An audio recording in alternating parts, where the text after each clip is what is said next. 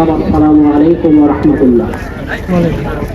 যেহেতু আপনারা দেখে আছেন যতগুলো দল ক্ষমতায় এসেছে আমাদের মতো সাধারণ লোককে ব্যবহার করে ক্ষমতায় এসেছে, কথা বলে ঠিক কি? আমরা জানি, আমি যদি এখানে বলি যে এই কোরআন পুরাতন হয়ে গেছে, এই কোরআন চলবে না, নাউযুবিল্লাহি মিন যালিক, সে একবার কালেমা পড়ছে সে কিন্তু আমাকে ছাড়বে না, ছাড়বে কি? তাহলে বোঝা গেল সাধারণ জনগণের মধ্যেও ঈমান আছে কিন্তু ঘুমন্ত। যে সমস্ত আলেম ওলামা আছেন আমি এদেরকে ধরবো হলো ট্রান্সমিটার, আর আমরা সাধারণ জনগণ আমরা হলাম বাল্ব। কিন্তু ট্রান্সমিটারের সাথে যদি বাল্বের সংযোগ যদি থাকে সেই বাল্ব কি কিয়ামত পর্যন্ত জ্বলবে? চলা সম্ভব না।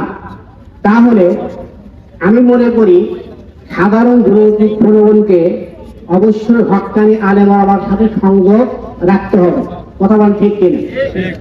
লাহুল মুলকুস সামাওয়াতি ওয়াল আরদ, আমরা সবাই জানি আসমান এবং জমিনের মালিক একমাত্র আল্লাহ।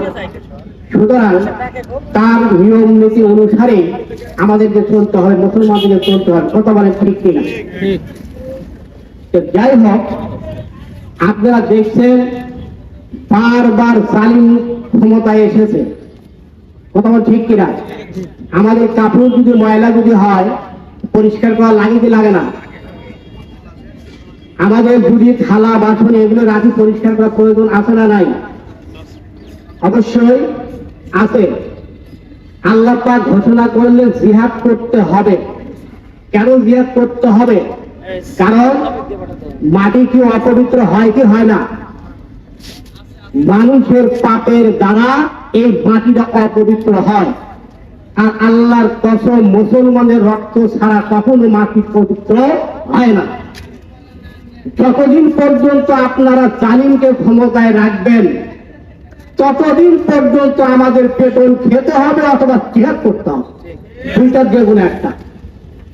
তৃতীয় নাম্বার, অনেকে হয়তো বলে যে হুজুররা খালি ইসলামের কথা বলে, খালি ইসলামের কথা বলে, কিন্তু অনেকেই তো শোনে না, কথা বল ঠিক কিনা? ইসলামের কথা ভালো লাগে না কেন?